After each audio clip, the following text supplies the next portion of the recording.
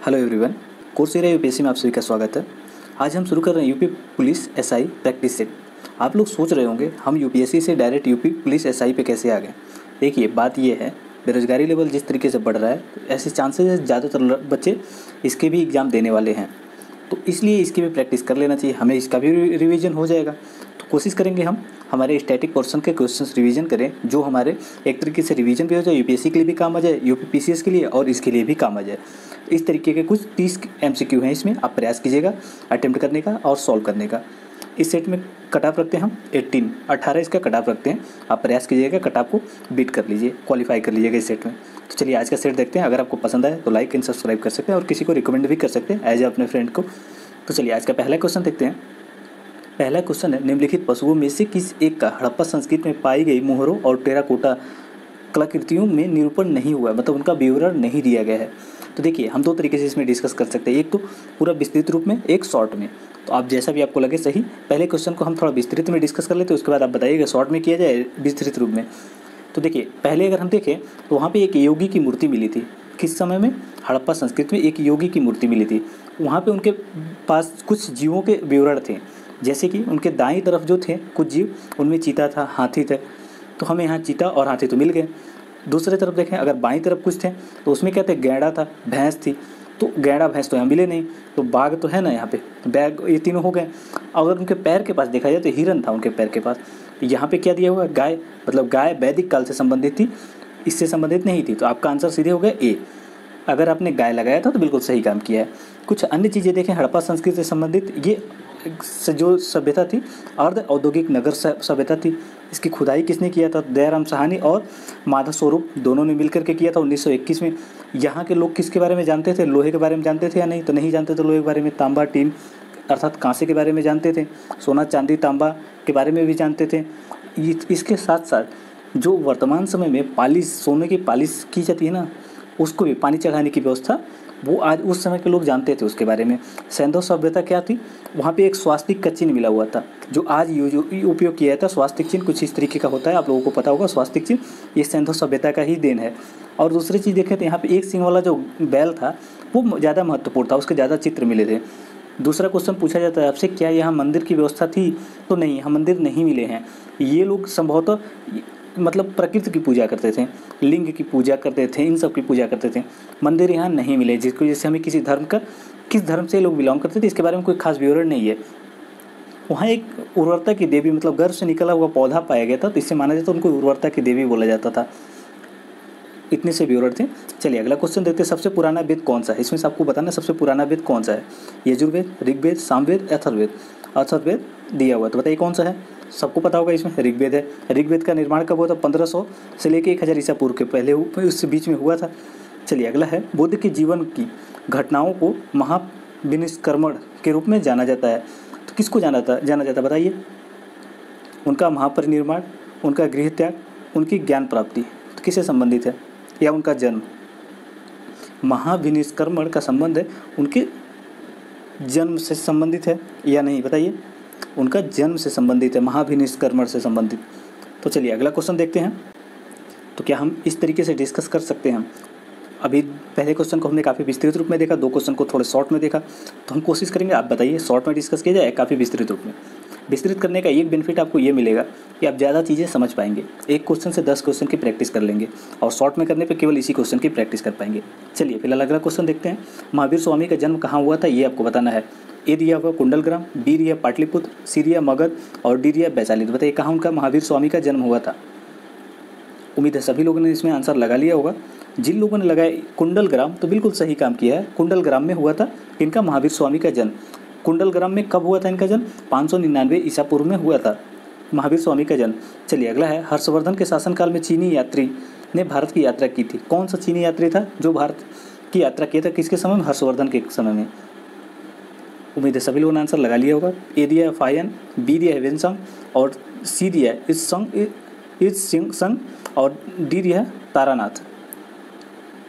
उम्मीद है सभी लोगों ने आंसर लगा लिया होगा। जिन लोगों ने बी लगाया था हेवेनसांग, बिल्कुल सही काम किया। देखिए हेवेनसांग 629 ईसा पूर्व में आया था, और इसकी एक लेख है, वो क्या है? सी यू की, जिसको भारत के बारे में विवरण दिया हुआ है उसमें सी यू की में।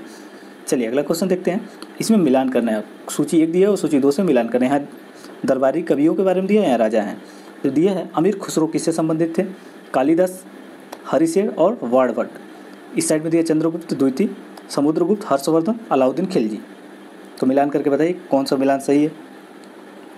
अगर हम यहाँ देखें तो अमीर खुसरो का संबंध है अलाउद्दीन खिलजी से, तो ऐसे में हमारा A का 4 हो गया।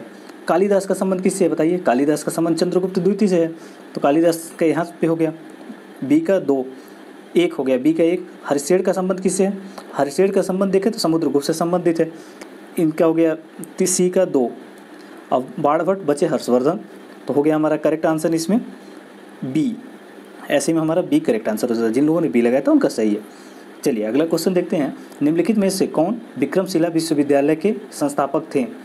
A दिया है गोपाल, B दिया धर्मपाल, C दिया देवपाल और D दिया है महिपाल। तो बताइए किसने विक्रमशिला विश्वविद्यालय की स्थापना की थी। उम्मीद है सभी लोगों ने आंसर लगा लिया होगा। इसमें देखें तो धर्मपाल ने विक्रमशिला विश्वविद्यालय की स्थापना की थी। अब कब किए थे ये, 8 से 9 ईस्वी में स्टार्ट हुआ था इसका कंस्ट्रक्शन, 13वीं ईसा पूर्व में लगभग कंप्लीट हो गया था। ये बिहार में स्थित है। चलिए अगला क्वेश्चन देखते हैं। अगला क्वेश्चन है तुलसीदास किसके समकालीन थे। A दिया अकबर और जहांगीर के समकालीन, B दिया जहांगीर शाहजहां के समकालीन और C दिया औरंगजेब, D दिया बाबर और हुमायूं। उम्मीद है सभी को पता होगा इनके बारे में। देखिए तुलसीदास समकालीन थे किसके, अकबर और जहांगीर के। कैसे हम कह सकते हैं कि इनके समकालीन थे, तो देखिए अकबर का शासन कब तक था, 1556 से लेके 1605 तक, और 1605 से 1627 तक किसका था, जहांगीर का। तो इसी बीच में आते हैं तुलसीदास का। चलिए अगला क्वेश्चन देखते हैं। अगला क्वेश्चन, हल्दी घाटी के युद्ध में महाराणा प्रताप की सेना के सेनापति कौन थे। आपको ये बताना है उनके सेनापति कौन थे। A दिया अमर सिंह, B दिया हकीम खान, C दिया है मान सिंह और D दिया शक्ति सिंह। देखिए यूपीएससी या यूपीपीसीएस इतने लो लेवल पे आके क्वेश्चन नहीं पूछती है। फिलहाल हमें अगर ऐसे क्वेश्चन देख रहे हैं तो हमें कम से कम रिवीजन तो हो जाएगा, थोड़ा सा आइडिया लग जाएगा उस समय कौन से उनके सेनापति थे, तो थोड़ा थोड़ा हमें एक तरह का स्टोरी याद हो जाएगा। तो इसीलिए इसका रिवीजन करते रहना चाहिए। कर लेंगे, छोटे एग्जाम है तो इतने छोटे समझ कर मत कीजिए, थोड़ा सा बारीक से समझते जाइए कि आपको रिकॉल हो पा रहा है या नहीं। तो इसमें जिन लोगों ने लगाया है अपना मान सिंह, तो बिल्कुल करेक्ट है, मान सिंह उनके सेनापति थे। चलिए अगला क्वेश्चन देखते हैं। अगला क्वेश्चन दिया है सूची 1 को सूची 2 से मिलान करना है। यहाँ दिया है क्लाइव, बेंटिक, चार्ल्स, मेटकाफ और कर्जन। तो बताइए इसे मिलान करना है कि प्रेस से प्रतिबंध किसने हटाया था, बंगाल विभाजन किसने किया था, बंगाल में दोहरा शासन किसने लगाया था और अंग्रेजी शिक्षा का समर्थन किसने किया था। आपको मिलान करना है। उम्मीद है सभी लोगों ने मिलान कर लिया होगा। अगर देखें हम साइड से मिलाएं तो क्लाइव की बात करें तो क्लाइव किस संबंधित था, ये बंगाल में दोहरे शासन से संबंधित था क्लाइव। तो A का 3 हो गया। A का 3 देखें तो A और D में है। बेंटिक की बात किया जाए तो बेंटिक अंग्रेजी शिक्षा से संबंधित था। B का 4 हो गया। B का 4 बस हमारा आंसर निकल गया। ये चार्ल्स मेटकाफ का संबंध किससे था, चार्ल्स मेटकाफ का संबंध था प्रेस की स्वतंत्रता। 1 हो गया। कर्जन का संबंध किससे था, बंगाल विभाजन। तो ये सभी लोगों को पता होगा, ये करेक्ट आंसर हो गया। अगला क्वेश्चन है गुलामगिरी का लेखक कौन था। बताइए गुलामगिरी किन का लेख है। A दिया B.R. अम्बेडकर, B दिया महात्मा गांधी, C दिया पेरियार और D दिया ज्योतिबा फूले। गुलामगिरी किन का लेख है, ये ज्योतिबा फूले का लेख है। इनके कुछ अन्य देखें तो स्लेवरी इन्हीं का है, इशारा भी इन्हीं का है, ये सारे लेख इन्हीं का, ज्योतिबा फूले के। चलिए अगला क्वेश्चन देखते हैं। उम्मीद है आपने सही लगाया होगा। अगला क्वेश्चन यहाँ पे दिया हुआ और मिलान करना है आपको, सूची 1 से सूची 2 को मिलान करना है।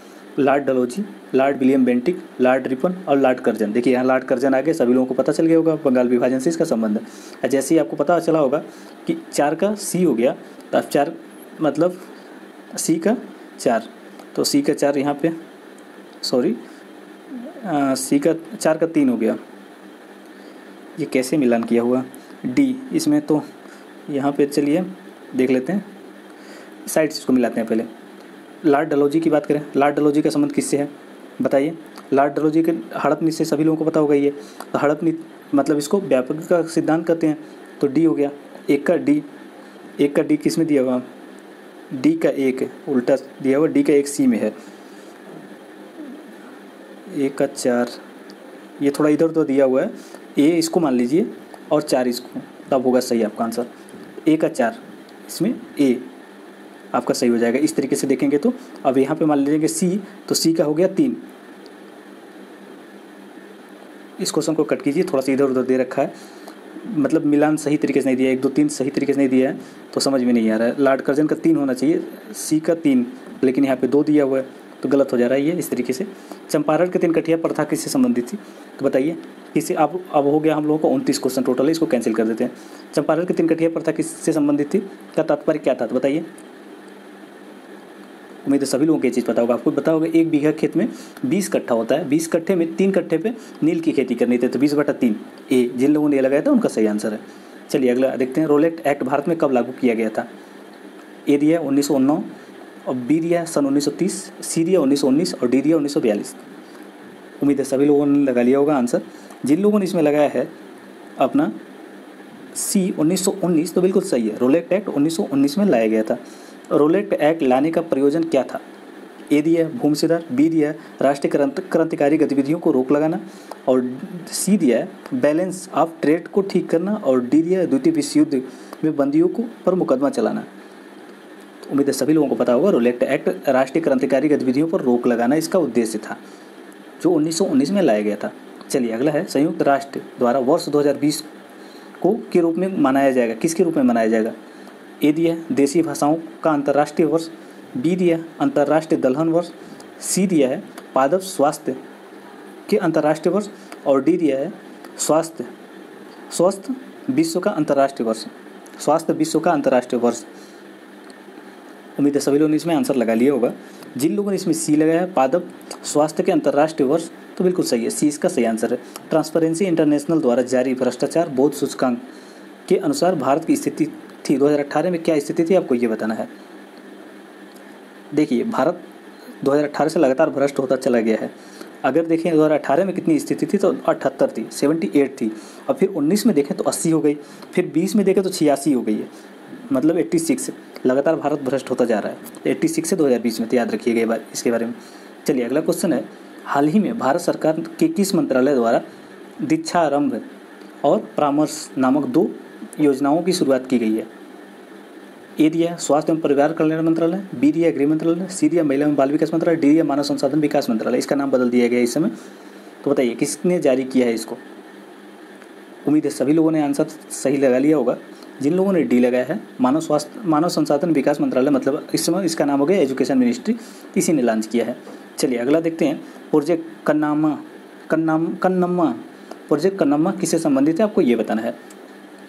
ए दिया उद्यमशीलता को बढ़ावा देने के लिए केरल राज्य का कार्यक्रम है, बी दिया तमिलनाडु के सरकारी स्कूलों में मुफ्त सैनिटरी नैपकिन वितरण करने का कार्यक्रम है, और सी दिया है तमिलनाडु के बच्चों को मध्याह्न भोजन कार्यक्रम है, और डी दिया है कर्नाटक की एक सिंचाई परियोजना है। प्रोजेक्ट कन्नम्मा किससे संबंधित है। उम्मीद है सभी लोगों ने आंसर लगा लिया होगा। देखिए तमिलनाडु में इरुला ट्राइब पाई जाती है, उन्हीं का एक संगठन है Irula tribes women's welfare society द्वारा क्या किया जाता है, सैनिटरी नैपकिन निर्मित किया जाता है, और इसको क्या किया जा रहा है, वितरित किया जा रहा है सरकारी स्कूलों में। और ये जो इरुला ट्राइब है वो वल्नरेबल ट्राइब है, आप ये याद रखिएगा। चलिए अगला क्वेश्चन है, उन्नत योजना भारत सरकार के किस मंत्रालय से संबंधित है, आपको ये बताना है। ए दिया विद्युत मंत्रालय, बी दिया मानव संसाधन विकास मंत्रालय, सी दिया गृह मंत्रालय और डी दिया वाणिज्य एवं उद्योग मंत्रालय।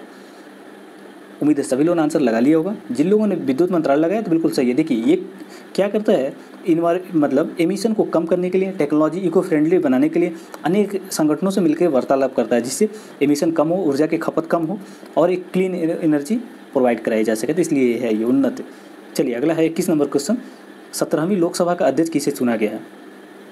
ए दिया है हरसिमरत कौर बादल, बी दिया है एस जयशंकर और सी दिया निर्मला सीतारमण और डी दिया ओम बिरला। उम्मीद है आप लोग इसको सभी लोग आसानी से आंसर लगा लेंगे। जिन लोगों ने इसमें ओम बिरला लगाया बिल्कुल सही है। अगला क्वेश्चन है, अटल रैंकिंग किससे संबंधित है।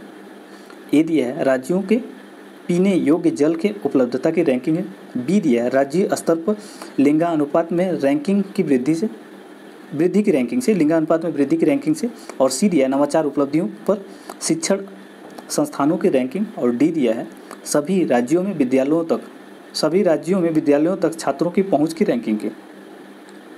बताइए किससे संबंधित है ये अटल रैंकिंग। ये सभी लोगों को पता होगा उम्मीद है। ये नीति आयोग की एक रैंकिंग प्रदान की जाती है, इंडेक्स है नवाचार उपलब्धियों पर शिक्षा संस्थानों की रैंकिंग। सी इसका करेक्ट आंसर। जिन लोगों ने सी लगाया था उनका सही है। चलिए अगला है राष्ट्रीय स्वच्छ सर्वेक्षण ग्रामीण 2018 के तहत शीर्ष स्थान प्राप्त करने वाला जिला था, कौन सा था? ए दिया रेवाड़ी हरियाणा, बी दिया अलवर राजस्थान, सी दिया मैसूर कर्नाटक और डी दिया सतारा महाराष्ट्र। उम्मीद है सभी लोगों ने आंसर लगा लिया होगा। जिन लोगों ने सतारा महाराष्ट्र चुना है बिल्कुल सही है। सतारा महाराष्ट्र 2018 में पहले स्थान पर था। राष्ट्र समर स्मारक मतलब नेशनल वार मेमोरियल का निर्माण किस शहर में किया गया? अगर आप थोड़ा सा भी अलर्ट रहते होंगे तो पता होगा आपको। ये सभी लोगों ने आंसर लगा लिया होगा। ए दिल्ली में है। जब जाएंगे इंडिया गेट तो उसके साइड में ही है ये। हाल ही में कौन सा राज्य संस्कृत को राज्य की द्वितीय आधिकारिक भाषा बनाया है?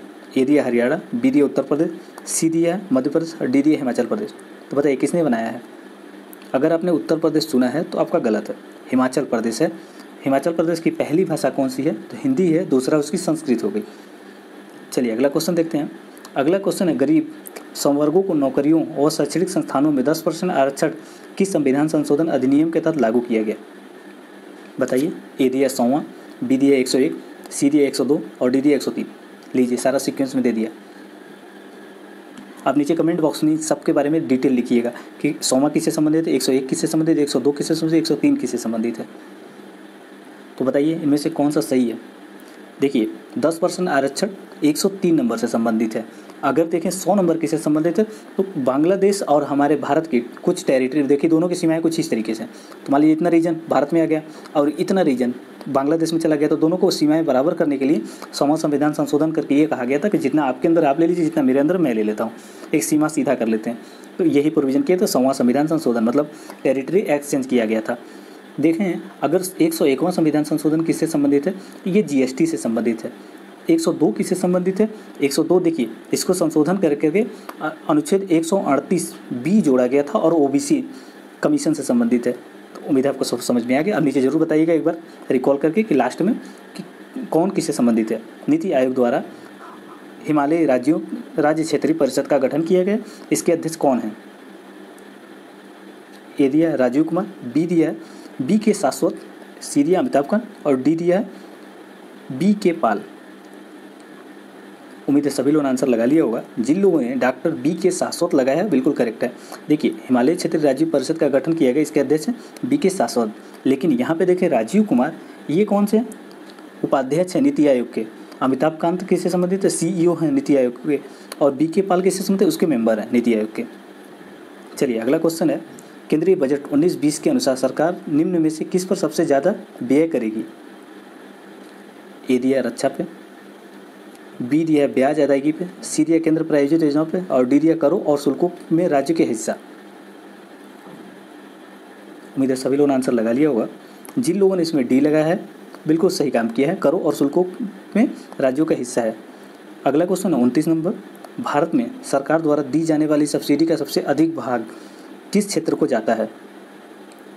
ये तो सदाबहार क्वेश्चन है, आपको हमेशा याद रहना चाहिए।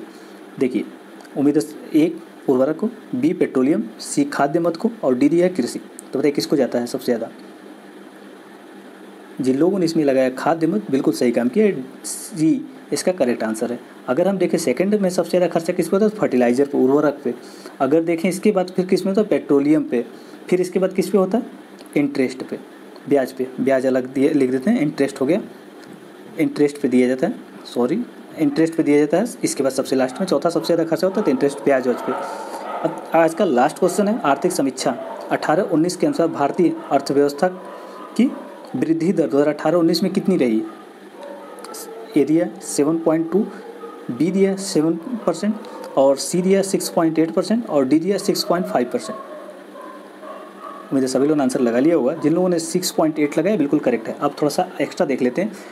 18-19 तो देख लिए, 19-20 में कितनी थी? तो 4.2% थी। कितना? 18-19-20 में। और 20-21 में अंदाज़ा लगाया जा रहा है कि 6.6 के या फिर 6% के आसपास लगभग रहेगी 20 में। ये प्रोजेक्टेड है, मतलब प्रोजेक्टेड मतलब एक अंदाज़ा लगाया गया है कि निर्धारित किया कि किसी के आसपास रहेगी। कितना? 6% के आसपास। तो आज के सीरीज़ के देखने के लिए धन्यवाद। आपको अगर पसंद आया हो तो लाइक कीजिए, सब्सक्राइब कीजिए और अपने दोस्तों को रिकमेंड कर सकते हैं। आपने कितना 18 सही कर पाएँ आप या नहीं, नीचे ज़रूर बताइएगा कि आप कितने सही कर पाएँ इस सेट में। ये सीरीज़ देखने के लिए धन्यवाद।